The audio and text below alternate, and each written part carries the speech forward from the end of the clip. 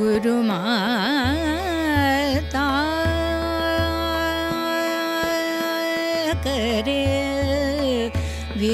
विद्यादान गुरुमाता गुरुमाता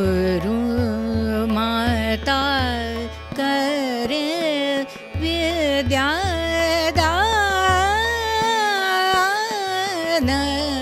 गुरुमाता करे विद्यादान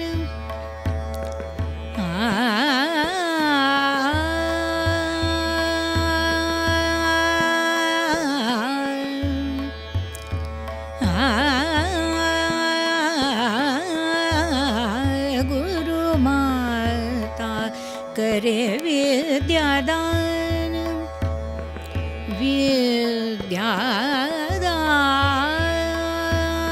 विद्यादान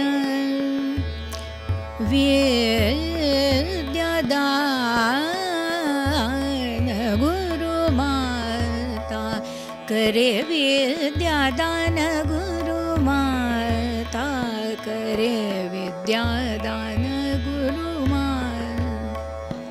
करे विद्यादान गुरुमाता करे विद्यादान गुरुमाता माता करे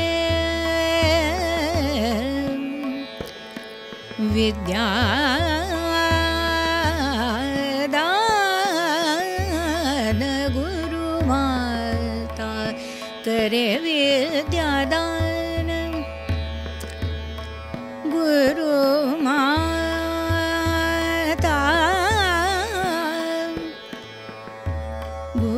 गुरुमाता करे विद्यादान गुरुमाता करे विद्यादान विद्यादान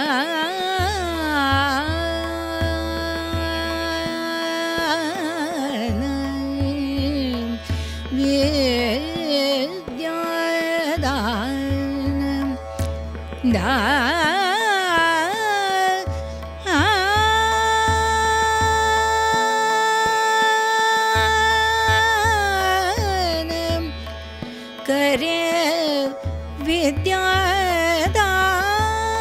विद्यादान तू शुभदान गुरुमाता तू शुभदान गुरुमाता तू शुभदान गुणी ज्ञानी सुधा मुद्रा सुधबानी सुधा मुद्रा सुधबानी याद तू आवे निसदिन मोहे जब मैं करूँ गान गुरुमाता करे विद्यादान गुरुमाता करे विद्यादान गुरुमाता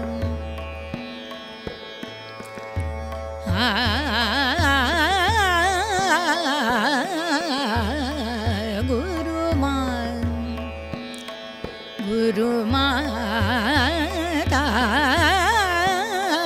करे विद्यादान गुरुमाता करे विद्यादान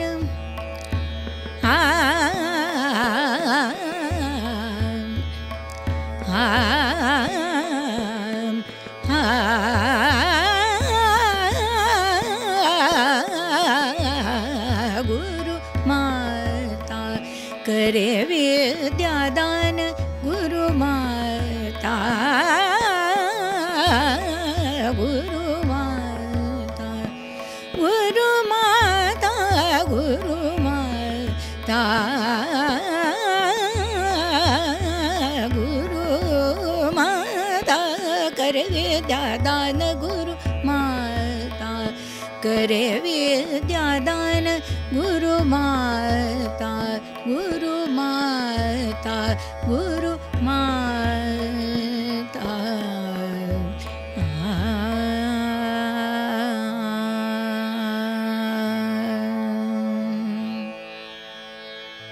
नमस्कार श्रुतीताई. नमस्कार. आज आपल्याकडे श्रुती गोखले यांना आपण आमंत्रित केलेलं आहे आणि नेहमीच्या पद्धतीने अत्यंत जबरदस्त अशी ह्या एपिसोडची सुरुवात तू केलीस. तर मला ह्या निमित्ताने तुला असं विचारायचं आहे की ही रचना कोणाची होती आणि तुझ्या गुरूंच्याबद्दल किंवा तुझं संगीतातलं पहिलं पाऊल कसं होतं याबद्दल आम्हाला समजून घ्यायला खूप आवडेल. ही रचना माझीच होती, गुरुमाता करे विद्यादान. तर ही पहिली रचनाच मला ही अशीच एकदम गुरूंवरच सुचली. वा. आणि आडा चौतालातच सुचली असं. अच्छा. बिभास रागामध्ये. तर सुरुवातीला त्यांनी मला बिभासच राग शिकवला होता. बरं. पहिल्यांदा मी गेले तेव्हा कदाचित म्हणून त्या रागात सुचली असेल असं आपण म्हणूया. आणि गुरु ज्यांच्याकडे तू सुरुवातीपासून शिकलीस ते? हां, सगळ्यात माझी सुरुवात आधी श्री प्रदीप जोशी यांच्याकडे झाली, बदलापूरला. बरं. मी फार छोट्या खेडेगावामध्ये होते, बदलापूर गाव. बरं. ठाणे जिल्ह्यातलं बदलापूर गाव. बरं. तर तिथे माझी मोठी बहीण तेव्हा कॉलेजमध्ये होती. तर ती कल्याणला गायन समाजामध्ये जाऊन तिच्या 4 परीक्षा झाल्या होत्या. बरं. तर ती जेव्हा माझ्याबरोबर झोपाळ्यावर बसायची तेव्हा ती तिच्या चिजा गायची. अच्छा. आणि त्या चिजा मला यायला लागल्या. बरं. त्या मी गायला लागले अगदी लहान असताना. बरं. तर त्याच्यामुळे मग आईवडिलांच्या लक्षात आलं की हिला गाणं शिकवायला पाहिजे. हो. ही बरोबर म्हणते हे सगळं. त्यामुळे मग मला ते गावातच होते प्रदीप जोशी. तर ते उत्तम हार्मोनियम वादक आहेत. बरं. तर त्यांनी माझा विषय प्रवेश करून दिला संगीतामध्ये. क्या बात आहे. तर त्याच्या पुढचं पाऊल म्हणजे सर्वसामान्य लोकांना असंच माहिती असतं की संगीतातली डिग्री घ्यायची बाबा, परीक्षा देऊन. म्हणजे बाकीच्या डिग्र्या घ्यायच्याच पण संगीतातली घ्यायची. बरोबर आहे. तर हल्लीचे चांगले नावाजलेले हार्मोनियम वादक आहेत ना, अनंत जोशी. हो हो. त्यांच्या वडिलांकडे म्हणजे पंडित अच्युत जोशी. बरं. ह्यांच्याकडे मग मी पुढे मला 2-3 वर्ष शिकण्याचा योग आला. क्या बात आहे. म्हणजे ख्यालापर्यंत त्यांनी मला नेलं. बरं. आणि त्यांनी हेरलं असतील काहीतरी गुण, तर त्यांनी मला एकदम 3ऱ्या परीक्षेलाच बसवलं. तशी तयारी करून घेतली आणि बरेच राग वगैरे तेव्हा माहिती झाले, म्हणजे पुढचे सुद्धा. बरं. आणि आणखी एक त्याला एस्पेक्ट वेगळी एक बाजू आहे की आमच्या गावात भजनभूषण गजाननबुवा पाटील बरं हे शिकवायला यायचे भजनं. बरं. तर त्या भजनी मंडळामध्ये माझी आई जायची, सौ रजनीबाई ओक. बरं. तर ती जायची भजनी मंडळात आणि ती पण ती भजनं म्हणायची. अच्छा. तर क्वचित मला तिथे जायचा योग यायचा की आईला बोलवून आण किंवा काय. तर मी गेले की बुवा मला बसवायचे. ती मी अगदी पेटी तबल्याच्या उंचीचीच त्याच्यामध्ये तेवढी बसून त्यांचे अभंग ऐकून मला ते यायला लागले होते. अरे वा. आणि मग ते माझ्याकडून म्हणूनच घ्यायचे. क्या बात आहे. आणि त्यामुळे त्यांचे अभंग सगळे वेगवेगळ्या रागांमधले रागदारीवरचेच होते. तर त्याच्यामुळे रागांशी माझी ओळख तेव्हाच झाली. क्या बात आहे. पण तुझ्या घरात गाणं नव्हतं? घरात शास्त्रीय गायक कोणी नव्हतं. बरं. पण शास्त्रीय गायनाची आवड माझ्या वडिलांना होती. अच्छा. आणि ते मोठ्या अभिमानाने सांगायचं, म्हणजे त्या काळी की भास्करबुवा बखल्यांचं गाणं तुझ्या आजोबांनी ऐकलंय बरं का. अच्छा. म्हणजे भास्करबुवांचं गाणं काहीतरी फार विशेष आहे आणि ते माझ्या म्हणजे वडिलांच्या वडिलांनी ऐकलं ह्याचा त्यांना खूप अभिमान होता की माझ्या वडिलांना हे ऐकायला मिळालं. वा. तर तसेच ते संस्कार. आणि आमच्या इथे फक्त रेडिओ हे एकच साधन होतं. अच्छा. तर रेडिओ ऐकायचा, रेडिओवरची गाणी लागायची लोकांची. तेव्हा भरपूर जास्त शास्त्रीय संगीत लागायचं रेडिओवर. हो हो. तर ते ऐकायचं. नंतर रेडिओवर लागणाऱ्या इतर गाण्यांचं नोटेशन काढायचं. अच्छा. आणि तेव्हा ते तू स्वतःच्या मनाने करू लागलीस की? स्वतःच्या मनाने. अच्छा. कारण नोटेशन हे माझ्या मनामध्ये हृदयावर उमटायचंच आपोआप. अच्छा. म्हणजे ती तुला एक दैवी देणगी होती असं आपण म्हणूया. हां. तर ते त्यामुळे ह्या सगळ्या लोकांच्या लक्षात आलं की अरे हिला शिकवायला पाहिजे गाणं. अच्छा. गाण्याची आवड आहे. आणि वडील माझे अभंग, आई अभंग म्हणायची. तसे वडील कीर्तनामध्ये वारकरी कीर्तन असायचं आमच्या देवळामध्ये. अच्छा. शंकराचं देऊळ आहे आमच्या ओकांचं. माझं माहेरचं आडनाव ओक. अच्छा. तर तिथे वारकरी म्हणजे शंकरापुढे पण वारकरी कीर्तन सप्ताह होतो. बर बर. तर हरिहर ऐक्य असं आहे तिकडे. अच्छा. तर त्या वारकरी कीर्तनामध्ये असं असतं की एक अभंग जो बुवांनी घेतलेला असतो तो सुरुवातीला वेगळ्या चालीत म्हणायचा, मध्यंतरात वेगळ्या चालीत म्हणायचा, पहिलं पूर्व रंग झाल्यावर, आणि मग शेवटी भैरवीत म्हणायचा. तर हे काम माझे वडील करायचे. अच्छा. तर त्यांना 2-3 चाली तिथल्या तिथे लावून तो अभंग नवा म्हणायचा. तर त्यांच्यामध्ये संगीताचं अंग होतं, पण त्यांना नाही मिळालं शिकायला. अच्छा. म्हणून त्यांनी मला प्रोत्साहन दिलं. क्या बात आहे. म्हणजे तू आणि तुझ्या मोठ्या बहिणी ह्या दोघी जणी? हां, मोठी बहीण. हो, नाही, माझ्या सगळ्याच बहिणी म्हणजे गायला बसलं की सगळेच गायचे, आई वडील आणि आम्ही 4 बहिणी असं. म्हणजे सगळेच अगदी सुरात. पण शास्त्रीय संगीत विशेषत्वाने मला शिकवलं. अच्छा. कारण ती आवड तुझ्यामध्ये पहिल्यापासून त्यांना दिसली. हां, दिसली. पण मग त्याच्यामध्ये तू आपल्या जसं तू आत्ता म्हणालीस की डिग्री घेतली पाहिजे, मग तू त्याच्यानंतर? नाही, अच्युत जोशींच्या नंतर काही कारणामुळे त्यांना म्हणजे मांडी घालून बसता येणार नाही असं काहीतरी त्यांना झालं होतं. बरं. म्हणून मग त्यांनी सगळे क्लासेस बंद केले. बरं. त्याच्यामुळे मग माझी रवानगी डोंबिवलीला. बरं. त्यावेळेस डोंबिवली स्टेशनच्या अगदी जवळ कृष्णराव दसक्कर यांचा क्लास होता. बरं. नूतन संगीत विद्यालय. बरं. तर मग तिथे माझ्या उरलेल्या 3 परीक्षा झाल्या. बरं. म्हणजे मध्यमा पूर्ण, विशारद प्रथम आणि विशारद द्वितीय. बरं. अशा 3 परीक्षा माझ्या तिकडे झाल्या. म्हणजे मग विशारद झालं? विशारद हां, दसक्करांच्या इथे मी झाले. आणि तेव्हा विशारद व्हायच्या एक 3-4 महिने आधी पंडिता शुभदा पराडकर ह्या गायला आल्या होत्या बदलापूरला. बरं. आमच्या गावात. तर मी ऐकायला गेले होते. बरं.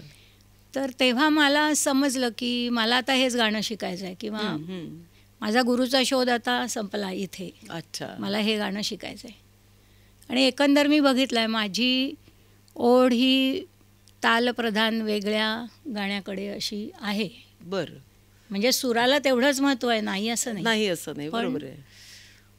पण म्हणजे विशेष ओढा ह्या गायकीकडे माझा आहे हे मला लगेच कळलं तेव्हा. आणि तेव्हा समजलं की आपल्याला त्यांच्याकडे शिकायचं आहे. तर शुभदाताईंचं गाणं मी ऐकलं तेव्हा मला कळलं की अरे हमीर, मला वाटतं की बहुतेक त्या हमीर गात होत्या तेव्हा. अच्छा.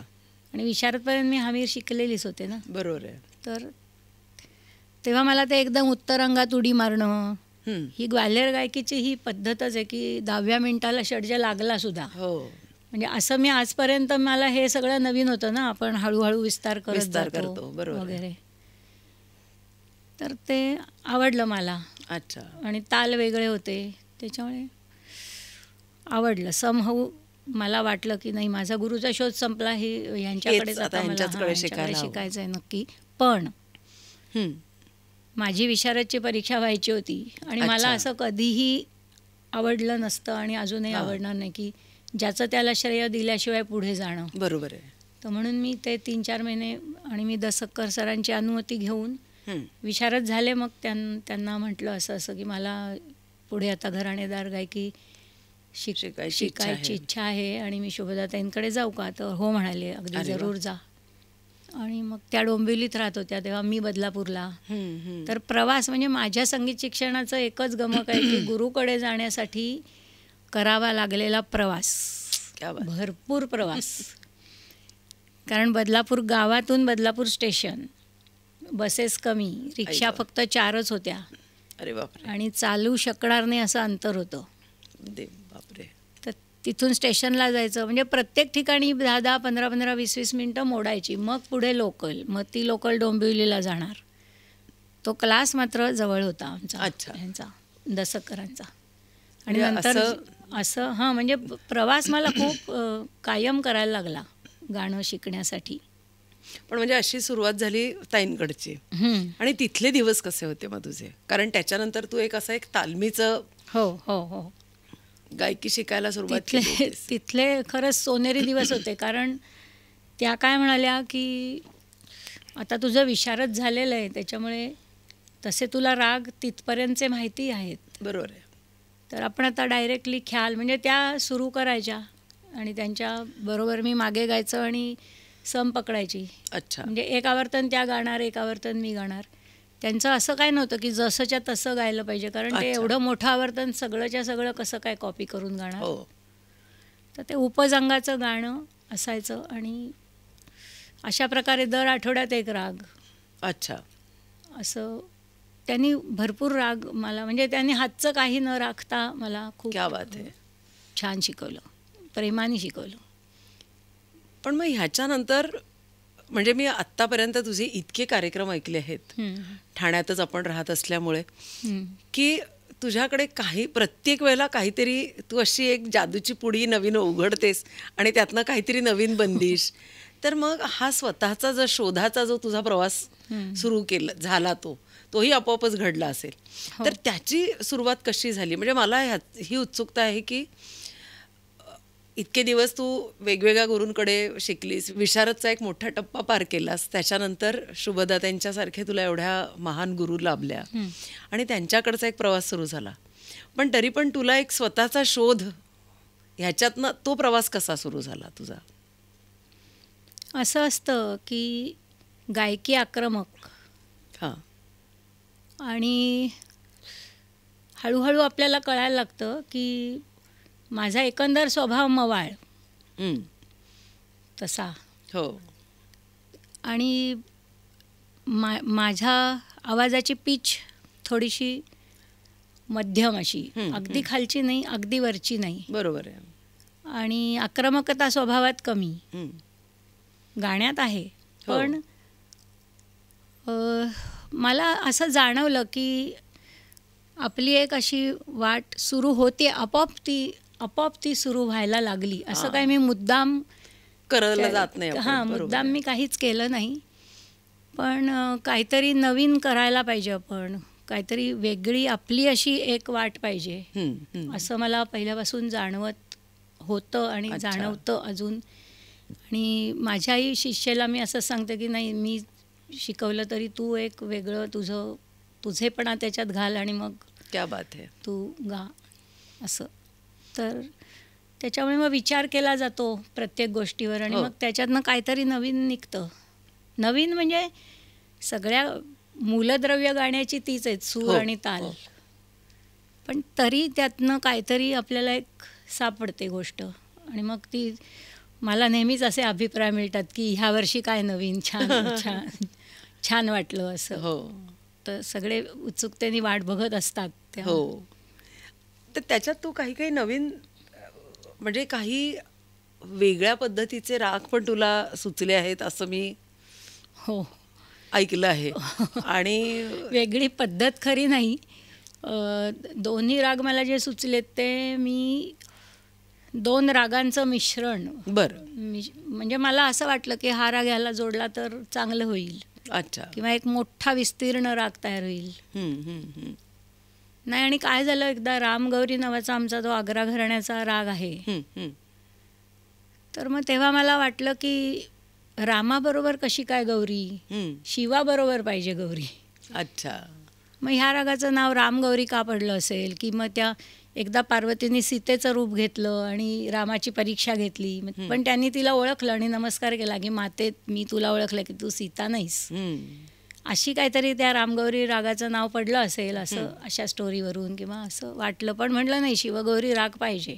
अच्छा. म्हणून मग मी शिवरंजनी अधिक भैरव थाटाची गौरी. आणि भैरव म्हणजे शंकरच. तर भैरव थाटाची गौरी. म्हणजे शुद्ध ह्याचा विस्तार दाखवशील का?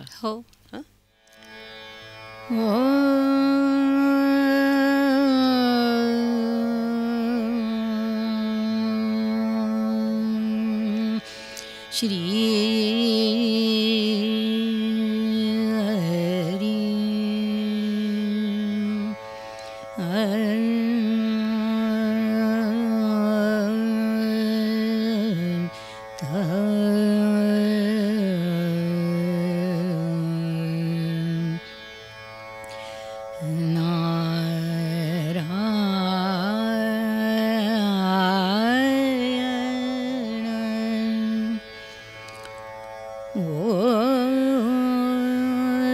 श्री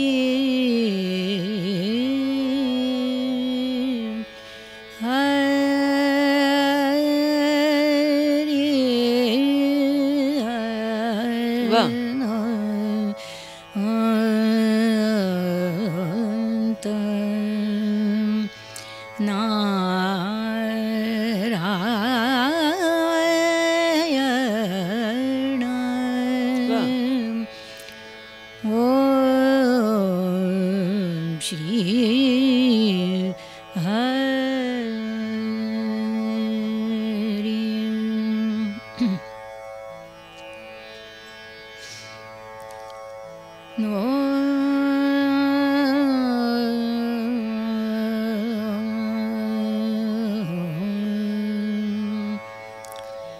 शिव शिव शंभो जपे गौरी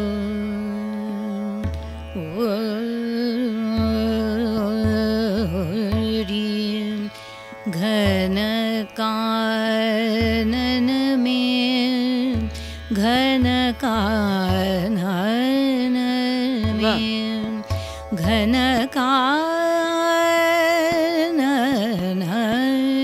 में अकेली शिव शिव शंभो जपे गौरी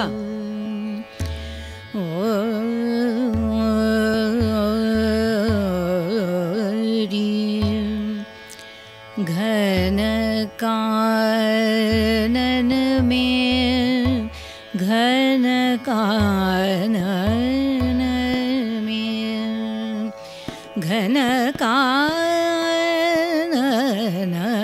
में अकेली शिव शिव शंभो जपे गौरी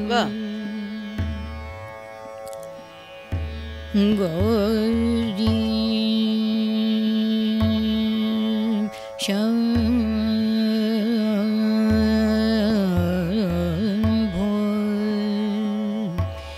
जपे गौरी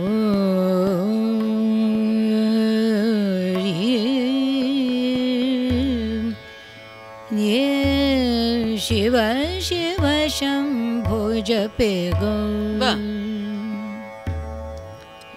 शिव शिव शंभो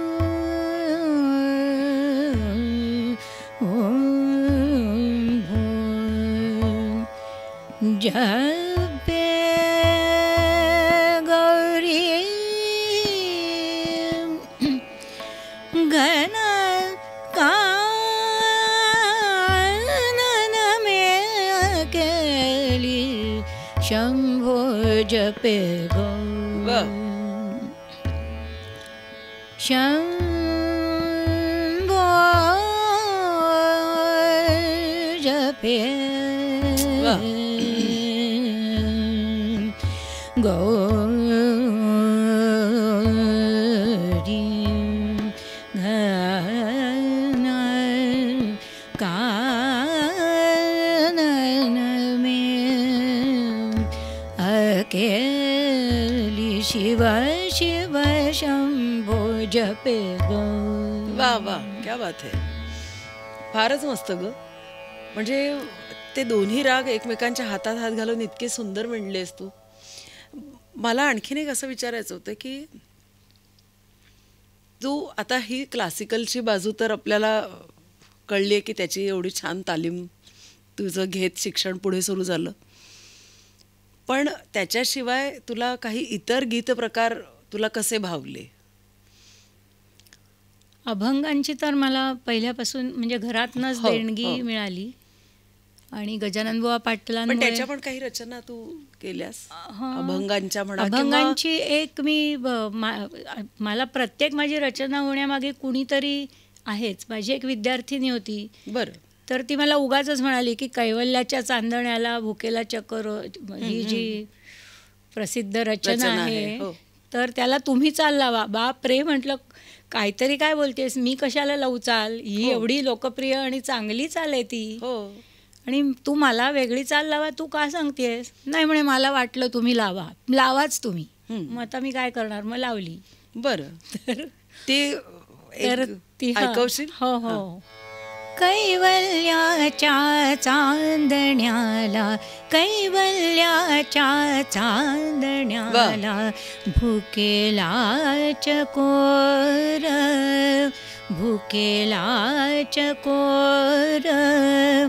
चंद्रभा हो पांडुरंगा, चंद्रभा हो पांडुरंगा. मन करा थोरा, मन करा थोरा. कैवल्याच्या चांदण्याला, कैवल्याच्या चांदण्याला. बालवयी खेळी रमलो, बालवयी खेळी रमलो. तारुण्य नासले, तारुण्य नासले. वृद्धपणी देवाता, वृद्धपणी देवाता. दिसे पहिला तीरा, दिसे पहिला तीरा. कैवल्याच्या चांदण्याला, कैवल्याच्या चांदण्याला. जन्म मरण नको आता, नको येर झार.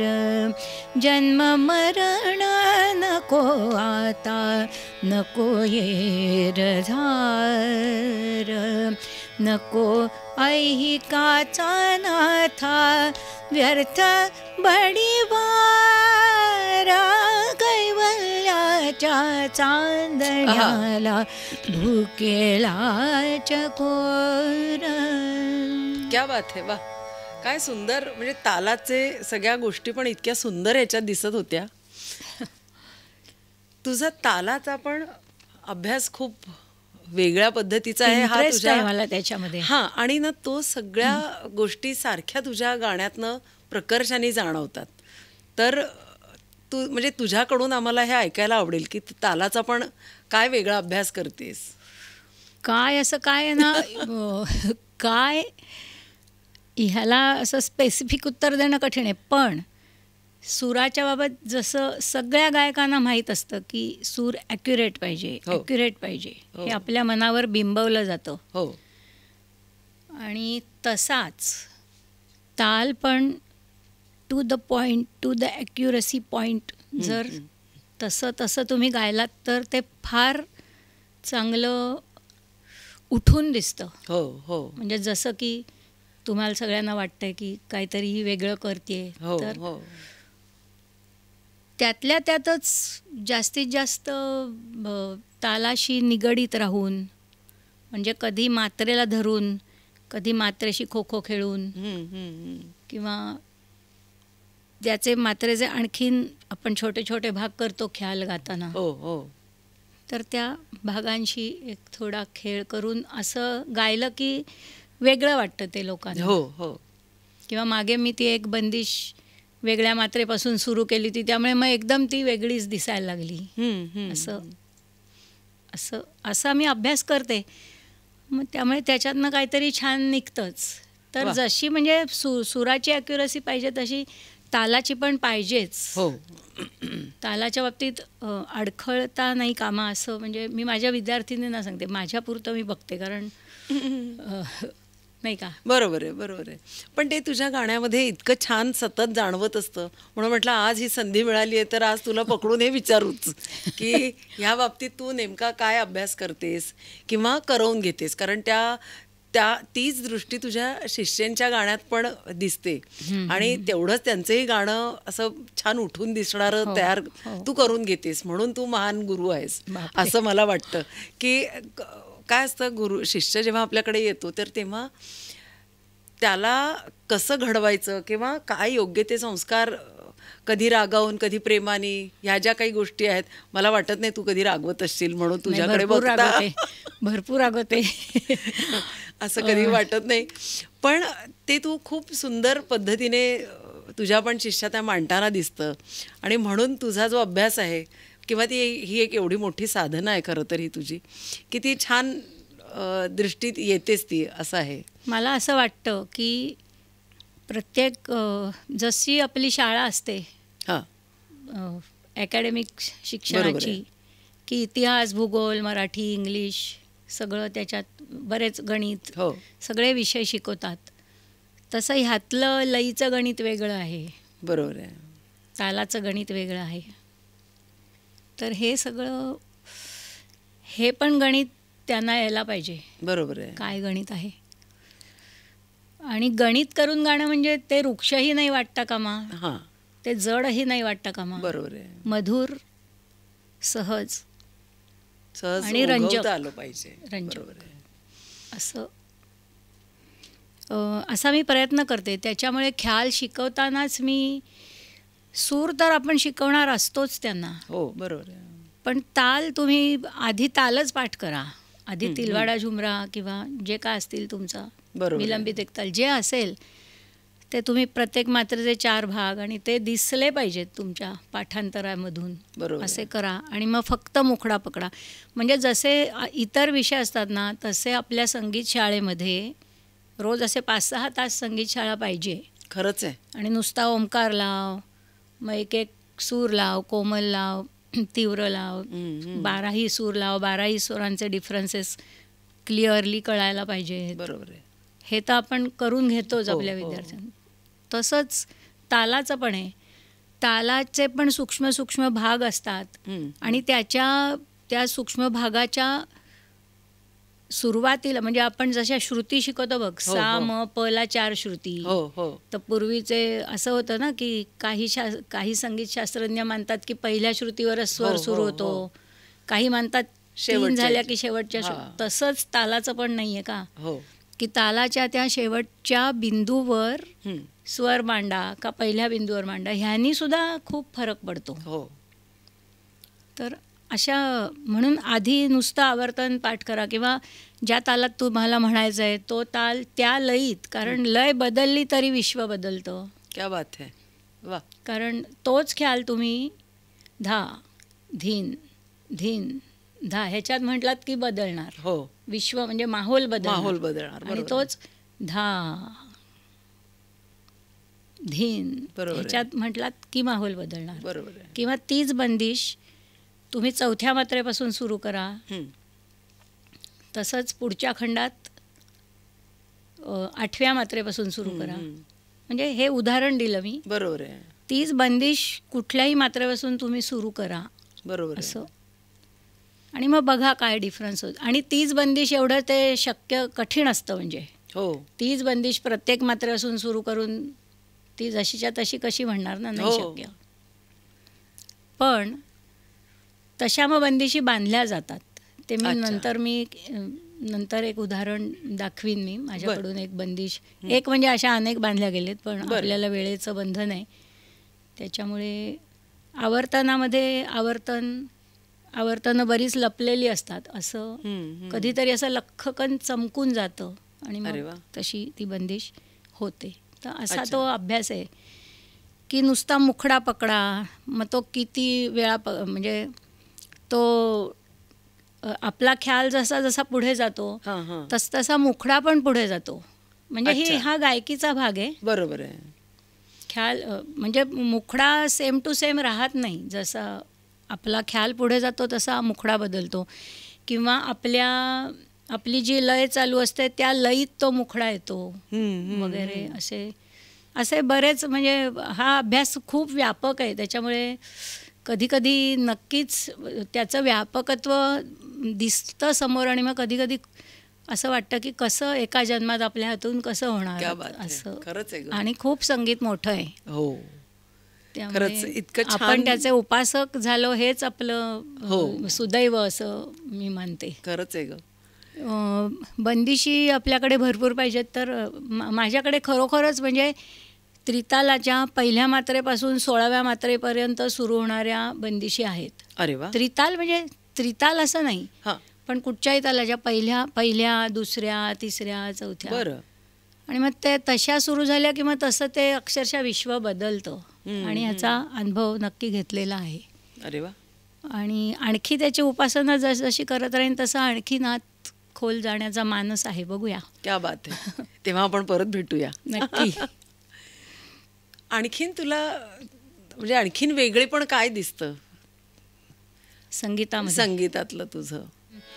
पारन पातर 1 2 3 4 1 2 3 पारन पा हे 5 भाग झाले. हा म्हणजे 1 2 3 4 1 2 3 4 1 2 3 4 हा म्हणजे धा आ आ आ तीर कीट धिन.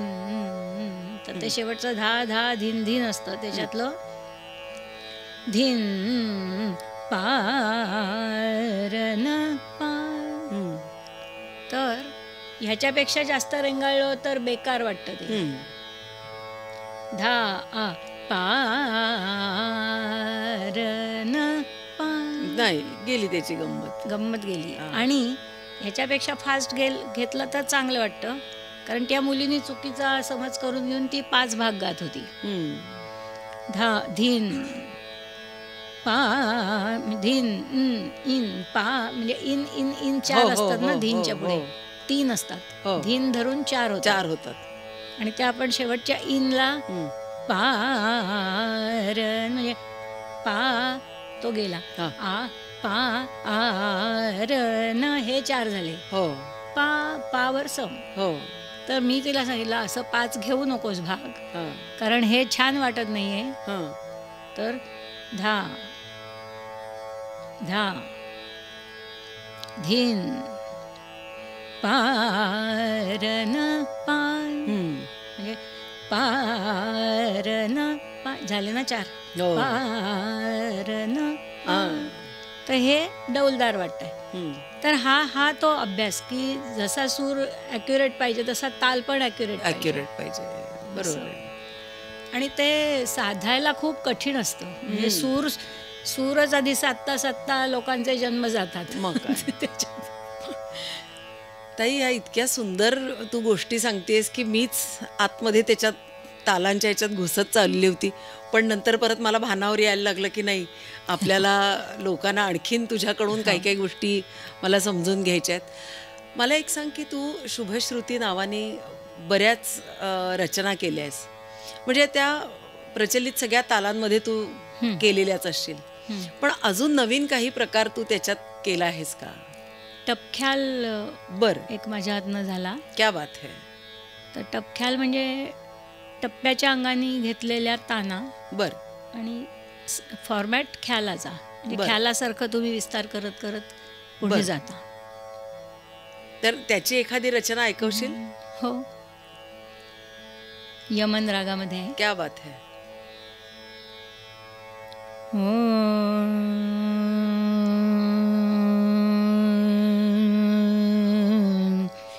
श्री हरी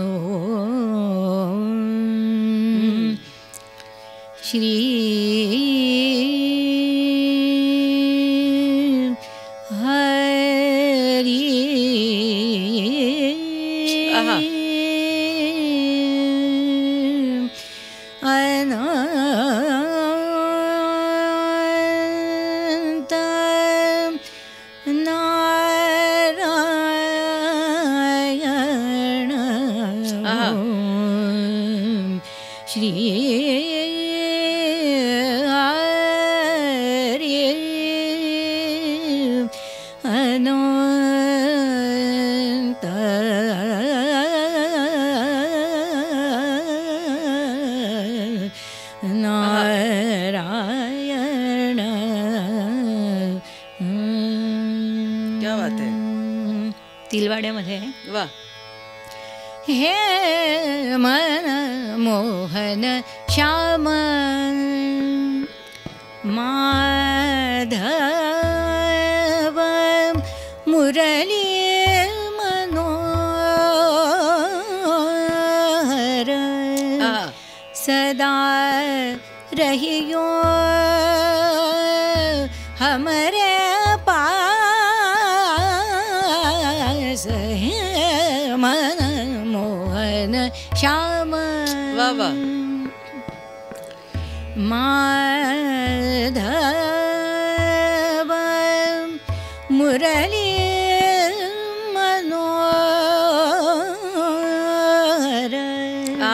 सदा रहियो हमरे पास हे मन मोहन श्याम. क्या बात है.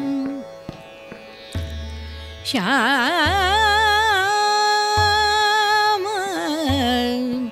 माधव मुरली मनोहर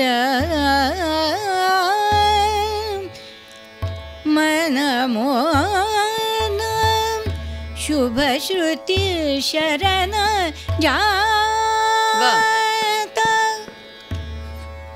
चरण पकारत छांड देत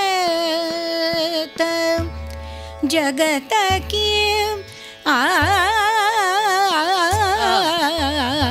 है मन मोहन श्याम. क्या बात है.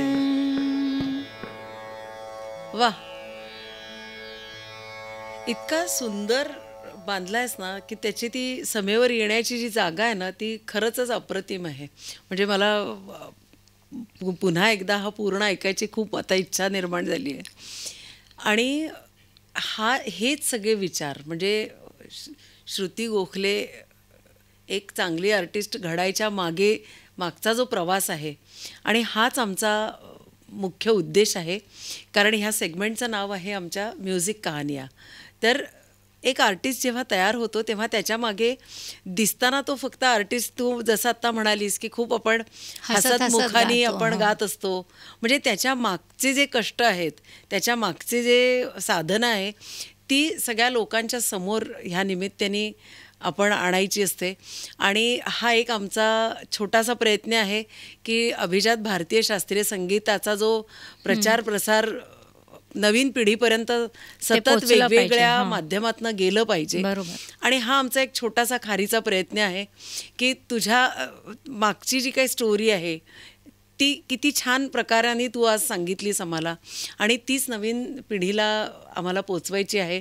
श्रुतीताई, आता आणखीन एक महत्त्वाचा प्रश्न माझ्या मनात केव्हाचा डोकावतोय की एक महिला कलावंत म्हणून, कारण कसं असतं की म्हणजे पुरुषांचं एक आयुष्य ठरल्याप्रमाणे ते लोक करू शकतात, बरोबर आहे, जे की ते पण सोपं नाही आहे खरं तर आत्ताच्या काळात. पण महिलांच्या बाबतीमध्ये असं होतं की आपण लग्नाच्या आधी आपल्या पद्धतीने आपण आयुष्य जगू शकतो, पण लग्नाच्या नंतरचं आयुष्य जबाबदाऱ्या असतात लग्नानंतर. हां, तर त्याही प्रवासात तू तुझं गाणं कसं जपलंस आणि मग तुझ्या मिस्टरांच्याबद्दल आम्हाला सांग आणि तुझ्या मुलांच्याबद्दल पण आम्हाला सांग, कारण त्यांची पण तुझ्या संगीताच्या प्रवासामधली जी कॉन्ट्रीब्युशन होतं ते खूप महत्त्वाचं आहे. नक्कीच महत्त्वाचं आहे. तर माझे सासरे राम मराठ्यांकडे गाणं शिकलेले आहेत. बरं. तर त्यांनी हेरलं की ह्या मुलीच्यामध्ये स्पार्क आहे, ही मुलगी शास्त्रीय संगीत ही चांगलं गाईल. तर आणि माझे मिस्टर इंजिनियर आहेत आणि ते सायंटिस्ट आहेत म्हणजे. बरं. तर त्याच्यामुळे त्यांचं करिअर जोरात दौडत होतं. आणि मुलं आता MS आणि ती PhD होऊन ते म्हणजे परदेशात जाऊन ते शिकलेले चांगले आणि चांगल्या नोकऱ्या करतात. तर ह्याच्यामध्ये त्यांच्या ह्या तिघांच्या ह्या चौघांच्या बाबतीत जी कर्तव्य घरगुती असतात ती तर आपण करतोच रोजची. आणि त्यांचं जोरात चाललेलं असताना माझं मनन चिंतन, माझा रियाज हो. हे चाललेलं होतं. आणि महिला कलाकाराची नक्कीच जबाबदारी जास्त असते. हो. कारण महिला कलाकाराचं एक वेगळं, तिला कुटुंबाबद्दल प्रेम हे असतं. हो. आणि मी बँकॉकला गेले होते शिकवायला तिकडे. अच्छा. तर एक इंडियन विमेन्स क्लब म्हणून होता, तर तिथे गेले होते. पण माझ्या सासूबाई आजारी पडल्या, तर मग मला तिथे राहवलं नाही. म्हणजे असं नाही मी करू शकत की हां, म्हणजे ती जबाबदारी आपली, आपण जबाबदारी आणि ती प्रेमाने, म्हणजे असं प्रेमपूर्वक ती आपली जबाबदारी आपल्याला खेचून आणते. पण माझं म्युझिक चालू राहिलं. हां, ते कुठेही बंद नाही पडलं. तेच तर, म्हणजे मला ते खूप महत्त्वाचं वाटलं की तुझा एक छान विचार गाण्याच्या मध्ये अगदी प्रॉमिनंट आणि खूप छान पद्धतीने तू नवीन पिढी घडवतीयस. पण तेवढंच तू चांगलं तुझ्या संसारातल्या पण, म्हणजे तुझी मुलगा आणि मुलगी पण आज एवढ्या छान शिकले आहेत, मोठ्या पदांवरती. माझे बासरी पण वाजवतात. बरं. आणि मुलगा विशारदपर्यंत शिकलेला आहे तबला. अरे वा. आणि मुलगी विशारद झालेली आहे. क्या बात है. त्याचा तो नेमका विशारद व्हायच्या आधीच तो गेला परदेशात. अच्छा. तर त्याच्यामुळे पण त्यांना म्हणजे संगीताचा कान आणि संगीताची जाण सगळ्यांनाच आहे. अरे वा. त्याच्यामुळे काय, क्रिटिक्स घरातच असतात, त्याच्यामुळे ते फार कठीण असतं. म्हणजे तू 3 क्रिटिकना बरोबर सांभाळत होतीस. हो ना. क्या बात है. तर म्हणजे प्रवासातला हा पण एक खूप मोठा मुद्दा होता आणि तो मला केव्हाचा विचारायचं राहून गेलं होतं. म्हणून म्हटलं चला आता हा मुद्दा तुला नक्की विचारूया. आणि रसिकांना मी असं आवाहन करीन की आमच्या म्युझिक कहानिया या एपिसोडला त्यांनी लाईक, शेअर आणि सबस्क्राईब करायला हवं. आणि सबस्क्राईब ह्याच्यासाठी करायला हवं की तुझ्यासारख्या अजून गुणी कलावंतांना आम्ही इथे आमंत्रित करत असतो आणि त्यांच्याशी अशाच गप्पा मारतो, ज्याच्यातनं संगीताचा प्रवास ह्या पुढच्या पिढीपर्यंत पोचवला जाईल, अशी आमची उद्देश आहे. तर त्या निमित्ताने मी परत एकदा सांगते की लाईक, शेअर आणि सबस्क्राईब करा. आणि श्रुतीताई, तू आल्याबद्दल तुझं मनापासून धन्यवाद. आणि तुझ्या ह्या सगळ्या सांगीतिक कारकिर्दीसाठी आमच्या खूप खूप शुभेच्छा तुला. आणि परत भेटत राहूच. तेव्हा रसिक हो, परत भेटूया नवीन एका कलाकारांच्या बरोबर. थँक्यू. धन्यवाद.